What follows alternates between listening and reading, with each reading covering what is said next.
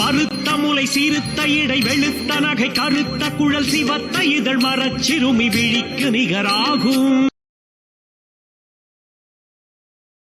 பனை கைமுக படக்கரட மதத்தவள கஜக்கடவுள் பதத்திடும் நிகழத்து முளை தெரிக்க வரமாகும். விளக்க உரை.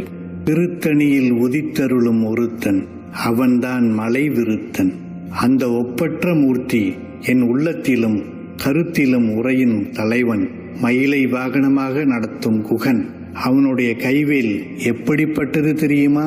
அந்த முருகனின் கைவேல் பருத்த முளை, சிறுத்த இடை, வெளுத்த பற்கள், கருத்த கூந்தல், சிவத்த இதழ்களை கொண்ட வேடர் மகளாம் வள்ளி நாச்சியாரின் கடைக்கண்களுக்கு ஒப்பானது.